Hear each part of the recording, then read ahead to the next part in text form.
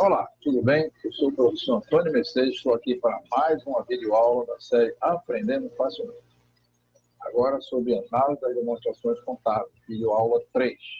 Um assunto de extrema importância, análise vertical e análise horizontal. Assunto este que gera muitas dúvidas entre nossos alunos. Essa aula é dirigida para você, aluno universitário, para você que está se preparando para concurso público e para você também que trabalha nesta área e análise das demonstrações contábeis, comumente chamada de análise de balanço, de uma maneira bem simples, né? Que nós vamos tratar agora. Vamos ver nossa agenda, tá? Então, primeiro vamos falar um pouquinho sobre os principais processos de análise, falar da análise vertical, da análise horizontal, do modelo para análise horizontal e análise vertical, a relação entre análise vertical e análise horizontal, exemplos, né, importante, vamos pegar um exemplo completo da análise vertical e análise horizontal. Vocês vão ver que o difícil não é fazer os cálculos. Os cálculos você pode fazer de uma planilha fazer, e a gente percebe que nossos alunos facilmente fazem, principalmente quem é da área contábil. Agora, o difícil é interpretar esses dados, né, e redigir de uma maneira legível para as pessoas, né, inteligível também. E a leitura recomendada, tá? Se você está gostando desta aula, deixe seu like, se inscreva, de importância vital a sua inscrição para o crescimento do canal. E qualquer dúvida sobre essa aula, qualquer outra das nossas videoaulas, você manda um e-mail para amm6@gmail.com. Sugestões, comentários, assim por diante, ok? Vamos lá com a nossa aulinha sobre análise horizontal e análise vertical, tá? Primeiro vamos falar um pouco agora sobre os processos de análise, né? Em outra videoaula nós falamos sobre esse processo, apenas lembrando. Na verdade, existem três grandes processos de análise, né? Que é a análise vertical, a análise horizontal e a análise por meio de quociente, né? Você vai ver que nós vamos disponibilizar para vocês algumas aulas sobre análise por quocientes também. Hoje o objetivo maior seria a análise horizontal e a análise vertical, tá? De importância vital isso aí, tá? Então, vamos prestar muito bem atenção nos nossos exemplos, no nosso caso de teste também, a importância vital que vocês aprendam isso e, evidentemente, tenha êxito, né? Tanto nas suas provas, como nos concursos, como na sua vida profissional, no dia a dia, na hora que for fazer uma análise das demonstrações. Análise vertical. Qual é o objetivo dessa análise? Né? Análise vertical, o objetivo é o estudo das demonstrações contábeis, através de coeficientes de participação.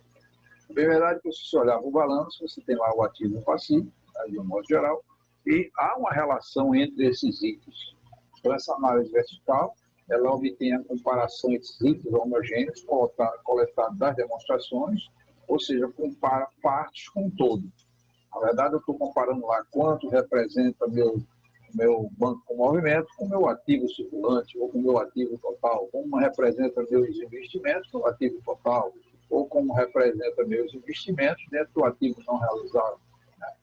E aí por aí afora. Então, visa a obtenção assim da real relevância de cada item que podemos analisar.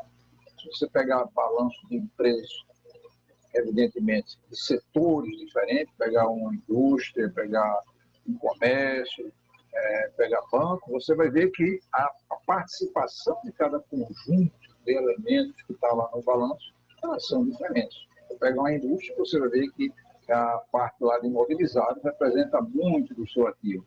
Mas se eu pegar, evidentemente, um supermercado, você vai ver que a parte de estoque representa muito do seu ativo, né? Então, a gente começa a perceber que essas coisas são importantes de a gente levar em consideração, tá?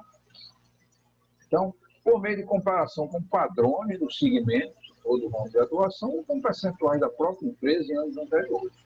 Então, quando você faz uma análise vertical, você determina esses percentuais, né, ou coeficientes, como você chamar, e você compara com os padrões, evidentemente, do mercado, do mesmo segmento de atuação sua, ou com a sua empresa, como está no decorrer de vários anos, né?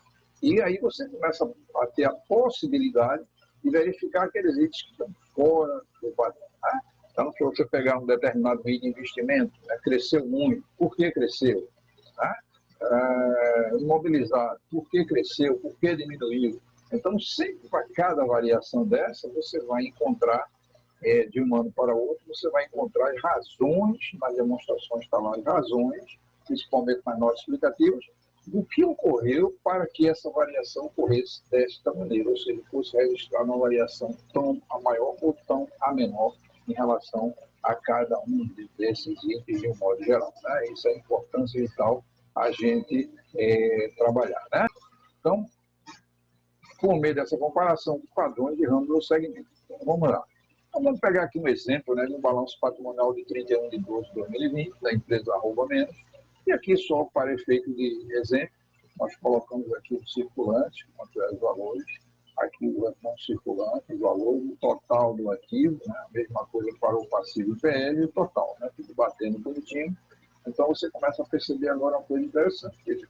Quanto disponibilidade representa no meu ativo? Né? 7,2%. Quanto isso representa no ativo? 21,5%. E assim por diante. Basta eu dividir esse valor por este e multiplicar por 100, eu tenho aqui um percentual. Né? Observe que aqui nós adotamos apenas uma casa decimal para facilitar. Né? E é interessante que se trabalhe até, você pegar a nível de valores totais, você podia trabalhar até 100 casas decimais. Né? Então, 7,2%, 21,5%, somando tudo aqui os 100%. Os 5% é o valor do ativo. Então, a análise vertical nada mais é do que isso. Né? Então, os cálculos, como eu digo, é muito simples. O importante agora é depois interpretar cada valor desse calculado. Aqui, se eu pegar aqui em relação ao passivo, nós vamos ver que 65 mil em relação a 697 representa 9,3% e assim por diante. Cada um representa, eu tenho os valores correspondentes a cada um. Né? Então, veja que eu estou pegando cada item do meu ativo, cada item do meu passivo, e vendo quanto representa do total do ativo ou do passivo. E aqui colocamos os percentuais. É fácil observar que o imobilizado aqui dessa empresa representa 35,9%, mercadoria 21,5%, clientes 21,5%. Né? São de maior valor.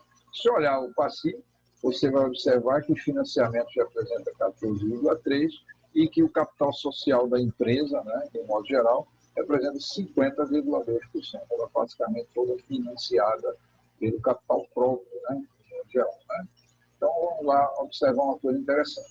Nesse caso, você tem aqui só lembrando o total do ativo e o total do passivo foi feito dessa maneira. Mas veja, eu poderia também aqui querer saber quanto representa meu circulante e meu não circulante em relação ao total. Aqui eu vi as partes, eu queria ver outros agregados que eu tenho aqui. Né? Então, o ponto de partida, quando a gente trabalha com isso, é o valor base, é o total do ativo e o total do passivo. Né? Isso aqui é importante a gente levar em consideração. E o percentual de cada conta mostra a sua real importância no conjunto analisado. Então, aqui você vê que é importante cliente, é importante mercadoria e imobilizado. Já aqui você vê que financiamentos é importante, mas o capital social é importante. Né? As reservas de capital também tem um valor assim por dentro. Aqui, fornecedores, entendeu? Estou devendo 9,3%, né? Representa do meu passivo, né? Considerado passivo aqui, um circulante não circulante e um PL. Agora, eu podia querer saber os grandes agregados. Quanto representa meu circulante do total do ativo? Simplesmente 58, 50, eu pegar, somar isso aqui e dividir por 697, ou somar essas parcelinhas aqui e representa isso. 7,2, 21,5 e 21,5 representa 50,2% do meu ativo. A mesma coisa eu podia fazer pelo não circulante, quanto representa. Podia também adotar aqui uma participação do passivo circulante, passivo não circulante também, do PL também. E aí eu teria os grandes agregados, aqui as parcelinhas dele, né, as componentes desses grandes agregados, como circulante e não circulante, e aqui as menores parcelas, as maiores parcelas, né, dos valores. Então você começa a perceber que aqui está muito próximo do outro, mas aqui o circulante só representa do passivo 25,4%, enquanto o PL representa 60,3%. Né? Basicamente é isso, a análise vertical. No que se refere a cálculo, né, não é nada mais do que isso que está apresentado aí nesse slide. Tá? Agora, eu também poderia fazer isso com a demonstração de resultado de exercício, né, dessa mesma empresa, assumindo aqui receita bruta, quer dizer, aqui está uma coisa completa, medida de receita bruta, que é o lucro líquido. Eu podia calcular também, aqui teria aqui a receita líquida, se eu tomar como base a receita líquida será meu 100%. Aí eu vou ver para cima quanto é que representa cada um e para baixo. Sempre levando em consideração o sinal. 8 mil e 4 mil representa 20%. Na verdade, é menos de 20%. E aqui, os 48 mil é 120% em cima dos 40 mil que está aqui.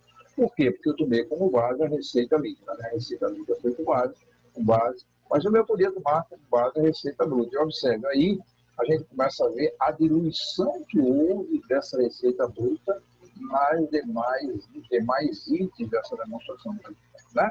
O CMS quanto consumiu, o CMV também quanto consumiu, e no final você começa a perceber que o lucro foi 2.100, ou seja, representa tão somente 5,3% da receita líquida. Né? Que a base aqui é a receita líquida. E aí você pode, através disso, na sua empresa, você começar a estudar maneiras de como reduzir. Uma coisa importante que a gente deve destacar sempre na demonstração é que tem dois grandes itens aqui que dependem do terceiro, né? Seria que essa tributação sobre a receita e essa tributação sobre o lucro. Os demais itens é pura gestão da empresa, como nós falamos em aulas anteriores, inclusive de controladoria. Então, a gente começa a perceber que é possível eu começar a partir daqui, começar a gerenciar melhor esses outros itens que dependem de mim. CMV depende de mim, custo da mercadoria vendida, custo de produto vendido, custo de serviço prestado, despesa comercial, administrativa e financeira. Né? Eu lembro bem que um trabalho feito para uma empresa, né? A gente traduziu sempre as demonstrações de resultado em gráfico, mostrando cada gráfico de cada mês comparado com o mês anterior, ou um trimestre comparado com o trimestre anterior, ou o trimestre desse ano comparado com o trimestre do ano passado, né? Independentemente corrigido. Então, a gente vê a evolução ou involução que teve nas despesas comerciais, administrativas, do próprio CMV e assim por diante. Porque é a importância vital que a gente leva em consideração que esses dois grandes itens aqui dependem de terceiro, mas todos os demais dependem da gestão da empresa. A gestão faz com que eu gaste menos, né? Uma boa gestão de um modo geral. Então, observe que nesse primeiro caso, nós colocamos como base a receita líquida, mas eu podia também colocar a receita bruta, então meus 100% agora passaria a ser a receita bruta. E aí eu começava a calcular tudo em relação à receita bruta. Quanto isso representa isso, quanto isso, quanto os 22 mil representam de 48 mil, sempre dividido por 8 multiplicado por 100, que está em percentual. E você vai observar que em relação à receita bruta, né, o resultado líquido representa 4%, né? Em relação à receita líquida, 5,3%. E aqui você vai ver todos os percentuais envolvidos nesse cálculo. Né? Quanto representa a despesa comercial da receita bruta e quanto representa a despesa comercial da receita líquida. E assim por diante. Então, tanto faz a partir da receita bruta como da receita líquida como base, a sistemática de cálculo é exatamente a mesma. O ponto de partida é o valor básico que você vai considerar. Análise horizontal, né? Agora vamos falar um pouquinho de análise horizontal. Olha, observe que até agora nós estamos falando de cálculo, né? Daqui a pouco nós vamos ver a interpretação desses cálculos.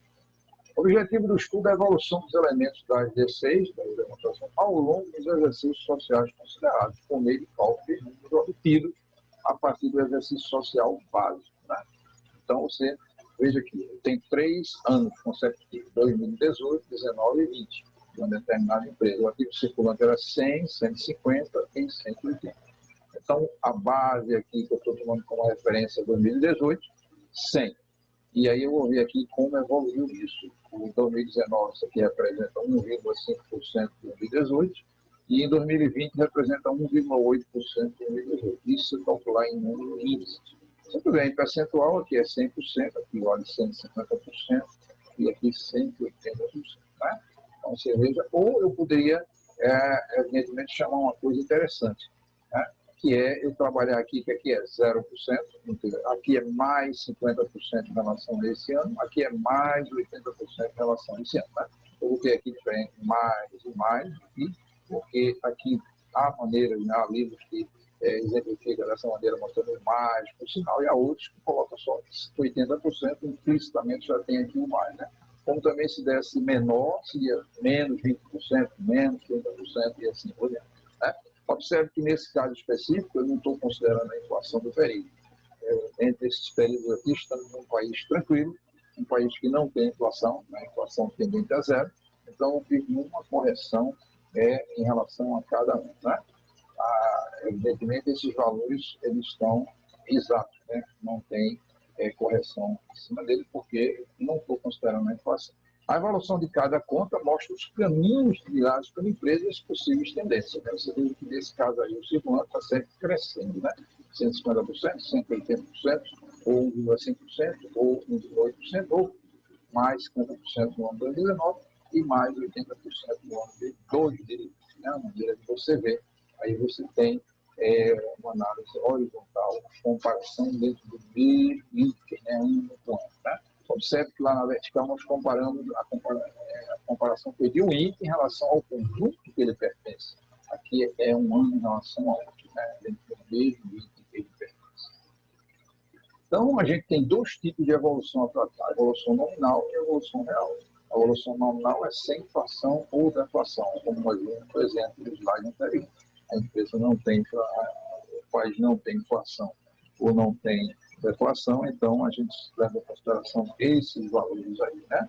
Mas se eu estiver trabalhando numa situação que tem a inflação, eu vou trabalhar com a evolução real. Evolução real com inflação ou deflação. Então, tem que calcular a inflação ou deflação. Tá? Então, a evolução real com inflação ou deflação é exatamente isso. Então, agora vamos calcular, fazer mais um exemplo, considerando 2017, 2018, 2019 e 2020, do ativo circulante, a evolução que houve, e a gente vai tratar isso tanto com inflação ou sem inflação. Tá? Então, se eu considerar a evolução nominal, aquela que nós mostramos na primeira slide anterior, não houve inflação. Então, se eu considerar só a evolução nominal, aqui seria 100%, aqui 150%, aqui 80%, olha, 80%, representa 80% do base, né, o valor base de 2017. E aqui representa 210% do valor base. Né? Isso quer dizer o quê? Se eu traduzir a nível de percentuais, considerando mais ou menos, aqui é mais 50% desse valor, esse aqui representa menos 50% desse valor, e esse aqui representa mais 110% desse valor. Né? Então, a maneira de eu expressar no meu relatório, eu poderia expressar desta maneira ou desta maneira, fica a seu critério. Né? Lembrando sempre que, quando eu expresso com valores aí de mais 50%, olhe cuidado com o menos, eu tenho que expressar que é menos 20%. Tá? Menos 20%. Tá? Aqui representa, dessa outra maneira, representa 80% do valor base do ativo circulante de 2017. O valor base é 2017. Agora, vamos considerar com inflação, né? Ou seja, vamos ver a evolução real do PNB. Né?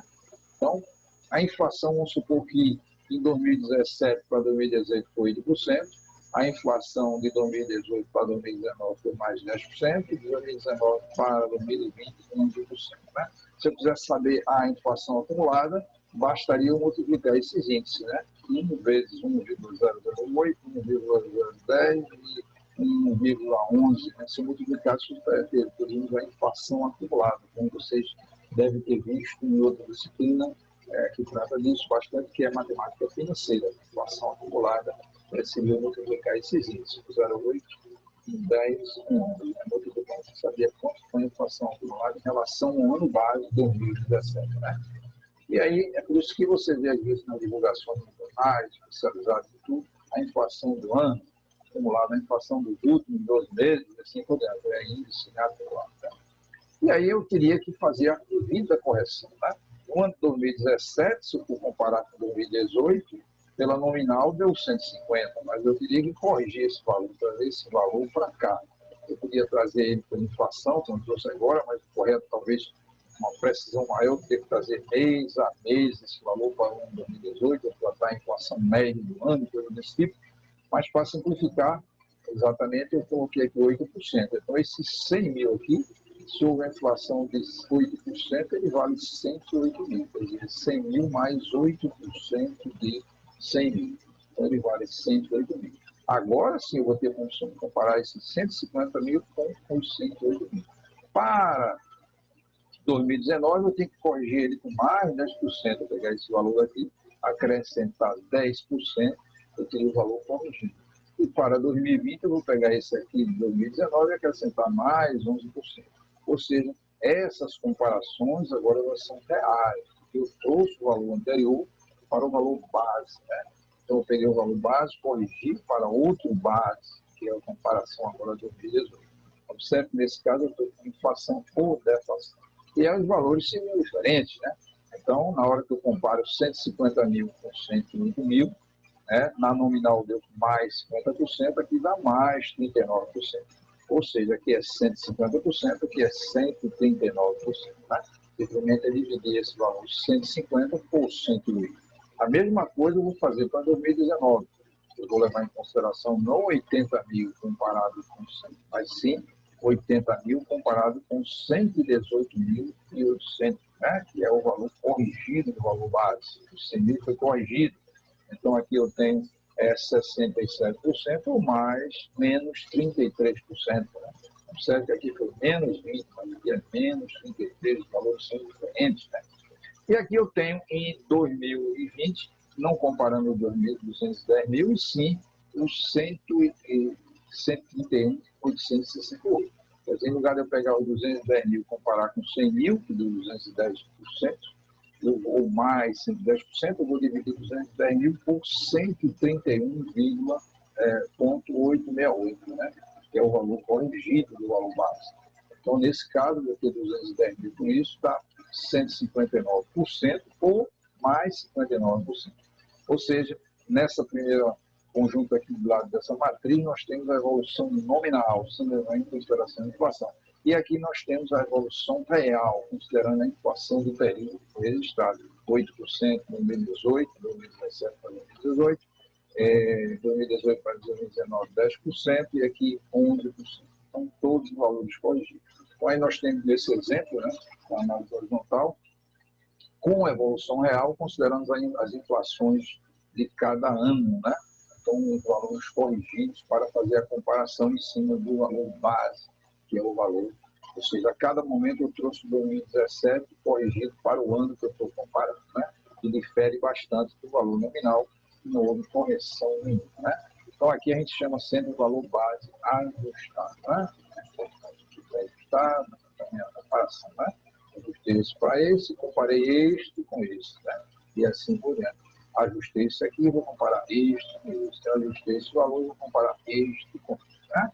Então, interessante que aí você tem a realidade que é o Brasil, né? Tem inflação, né? Infelizmente, ainda tem essa forma de inflação a ser considerada, e que você precisa fazer esses cálculos antes de fazer a análise da demonstração de cada análise de campo. E aí, se você está gostando desta aula, deixe seu like, né? Que for o máximo possível de facilidade, muitos detalhes, assim por diante. Inscreva-se no meu canal, é importante que você se inscreva no canal do Professor para participar da evolução dele. E qualquer dúvida sobre esse assunto, qualquer assunto de outras videoaulas, mande um e-mail para esse e-mail que está registrado aí, e nós teremos a imenso prazer de responder e atender você, através até de outra videoaula só para você. Né? E aqui eu tenho um modelo para análise vertical e horizontal. Um modelo pode ser uma planilha, né? Aqui está tratando, né? Então você tem os itens, você tem o valor ajustado, análise vertical e horizontal, valor ajustado, análise vertical e horizontal, valor ajustado, análise vertical e horizontal. Um modelo só é que você teria um item. Então você transpõe aquilo que está no balanço, evidentemente fazendo algumas modificações na estruturação, e para ficar mais simples, e você pode fazer através de uma planilha esses cálculos rapidamente. Né? Na análise horizontal, o valor básico que você considerar aqui é 100%, você pedir esse 100%. Né? Análise vertical, se você fizer a comparação de WIT com tudo, a comparação de WIT com tudo. Na análise horizontal, você fixa o valor aqui como 100% para ver qual é a evolução de cada outro em relação a isso. Né? Ou você podia, trabalhando 2 anos, de maneira de simplificar, você pega o valor publicado no balanço, o valor ajustado, né, de cada item do balanço. Então você tem aqui o ativo e o passivo, dentro do passivo, cada item dele, assim por diante. Análise vertical percentual em relação ao total, análise horizontal aqui considerando 100%, e no ano X mais um você só leva em consideração o valor publicado, né, que é o ano de referência, né, aqui você teve que ajustar para este ano. Né? Então, o valor publicado, o valor absoluto, o valor ajustado, análise vertical, análise horizontal. Atenção, o valor ajustado, o valor absoluto, ele é o valor publicado vezes a taxa de inflação do ano, né? Considerado no ano que eu estou trabalhando com. Tá? Então, lembre-se que eu estou no período, estou no regime inflacionário, eu preciso sempre pegar o ano anterior e trazer para o valor presente para fazer as comparações de maneira correta. Né? E aí, algumas relações interessantes entre análise vertical e horizontal. Né? Primeiro, adotar os dois tipos de análise em conjunto. Quer dizer, análise horizontal somente e análise vertical. Tem que ser os dois tipos, um explicar o outro, né, na verdade. Não tirar conclusões apenas da análise horizontal, ou seja, houve uma evolução da conta de investimentos de um ano para o outro, sei lá, mais 20%, mais 30%. Eu não posso tirar nenhuma conclusão. Tem que ver o que aconteceu na análise vertical e estudar um pouco mais aqui as notas explicativas para saber a causa dessa evolução. Né? As conclusões da análise vertical devem ser complementadas com a análise horizontal. Atenção para as pequenas variações, principalmente de um ano para o outro. Né? Variações pequenas, às vezes, mas em cima de montantes muito grandes, valores muito grandes, representam muito. Né? 10% de 100 mil é uma coisa, mas 10% de 300 milhões já representa muito. Né?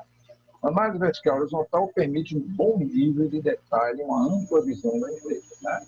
Observe que nós estamos vendo só este processo de análise horizontal e análise vertical. Posteriormente, nós vamos ver outras videoaulas que tratam de análise por conceito. Né? Além de permitir localizar falhas, problemas e características da empresa. Né?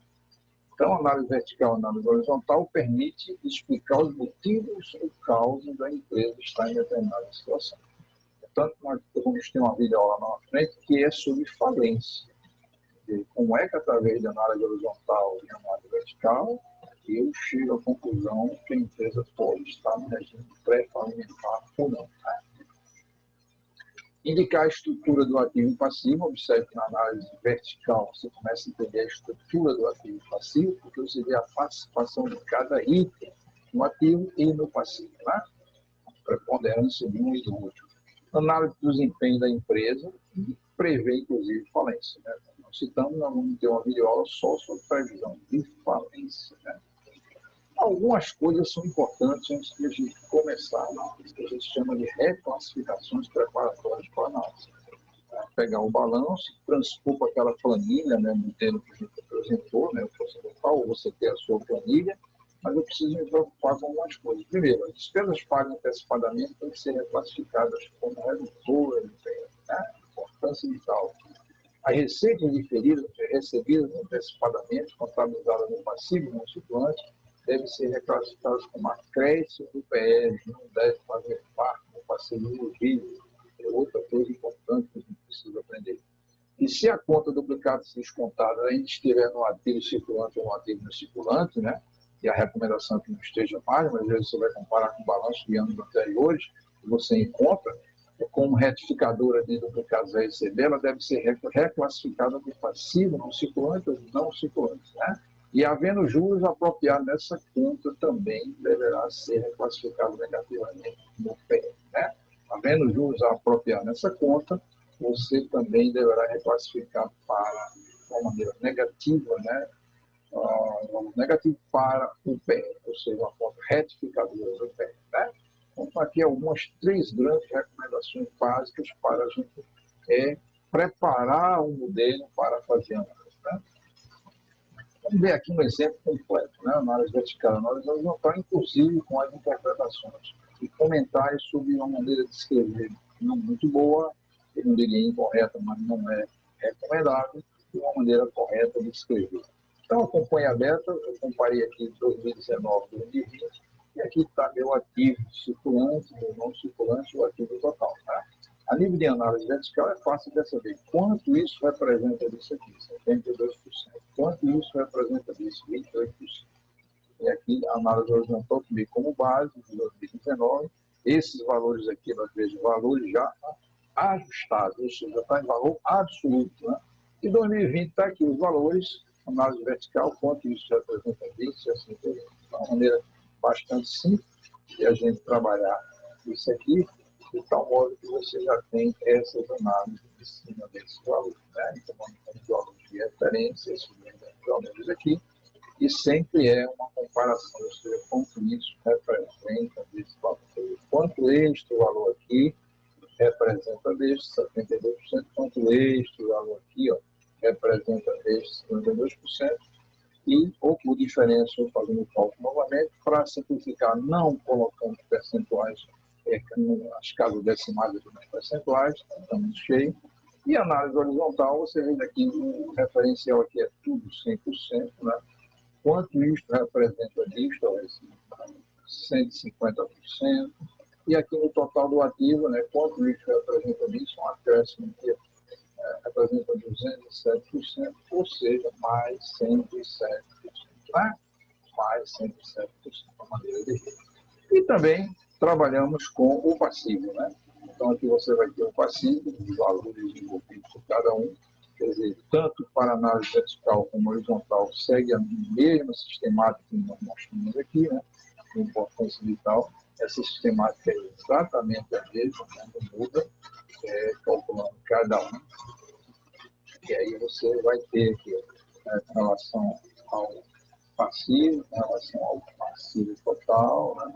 E aqui o percentual aqui de 49%, já com relação à análise horizontal você tem aqui 100%, e aqui você vai ter a participação de cada um, a evolução aí, nesses 2 anos considerados, né? Foi considerado 2019 e 2020. Então, exatamente igual como a gente fez para aqui, para o ano. Né? Aqui representa 49% desse, aqui representa 2% desse, o PL. E você começa a perceber que o ANC tem uma participação menor do que o circulante. Aqui no passivo circulante, de modo geral, você tem uma participação maior do que no circulante. Nessa empresa, nesse exemplo, companhia aberta. Aqui você tem uma participação, evidentemente, do PNC, né, em relação, ou seja, muito empréstimo de lançamento a longo prazo.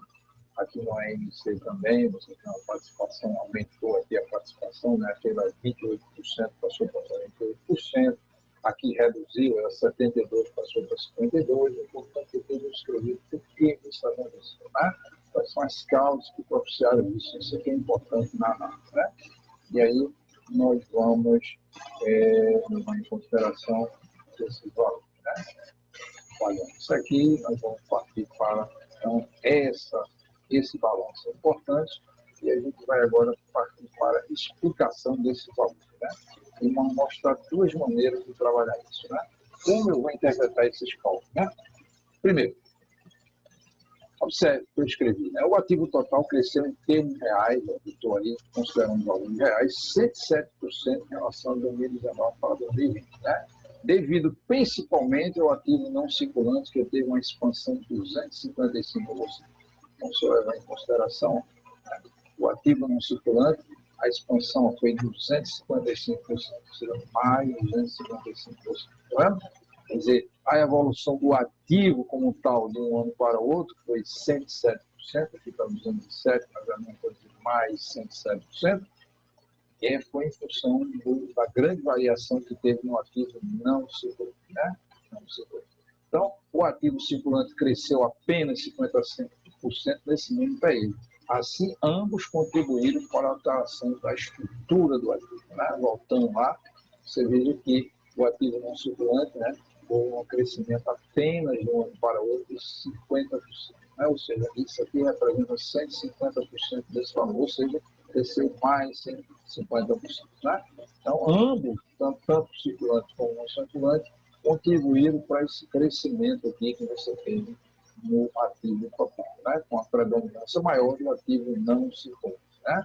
Então, e observe que nessa maneira de ver, houve uma reestruturação, né, do meu ativo. Né? Aqui eu tinha 72% de 28%, agora eu tenho 52% de 48%. Né? Aumentou bastante, né, a minha estrutura de ativo. Né? O não circulante na minha estrutura tinha apenas 28%, e agora tem 48%. Né? A maneira de escrever. Né? Eu podia simplesmente tratar em números reais. Olha, o ativo total cresceu 107% de um ano para outro, houve um crescimento de 255% do não circulante, mas eu não disse dessa maneira as razões, né, por que isso aconteceu. Né? Por que isso aconteceu. Né? E aí, Continuando, né, observa-se que em 2019 os recursos estavam investidos no ativo circulante. Participação essa que passou de 72% de 2019 para 52% somente em 2020. Né? O crescimento do não circulante foi financiado basicamente com capital de terceiro de longo prazo, que representava 12% e agora passou no passivo total de 2019 e passou para 35% em 2020, né? Sendo, portanto, o principal grupo de financiamento em 2020. Observa a maneira de escrever, como é importante. E se observar isso aqui, você vai ver que o meu ativo no circulante apresentava muito pouco no ano de 2019 e cresceu bastante aqui em 2020. Né? E ele representa muito a estrutura vertical dela, ou seja, o meu ativo mudou. Né? Então, houve muita coisa. Então, o financiamento que aconteceu com relação tanto ao ativo circulante e não circulante foi devido à participação do não circulante. E o não circulante é no longo prazo, quer dizer, ele tem muito tempo para pagar, né? Muito mais tempo do que o circulante. Então, você veja por isso que aqui a participação representava 12%, passou para 35%, né? Então, você representava com somente 12%. Se olhar aqui ó, no meu passivo, né? Representava tão somente 12% e 35%. Então, todo o financiamento que houve aqui foi decorrente do meu aumento do meu passivo não circulante. Né? Você observa que o passivo circulante houve um decréscimo, né? Aqui representava 49% e 12%, aqui passou a representar só 35%, quer dizer, foi um saldo entre livres, e aqui aumentou, né, o meu passivo não circulante de longo prazo. Esse passivo não circulante é que é responsável pelo financiamento do meu ativo, de modo geral. Né? E aqui está dito, né, da maneira que foi dita, passou de 35%, sendo, portanto, o principal grupo de financiamento em 2020. Né?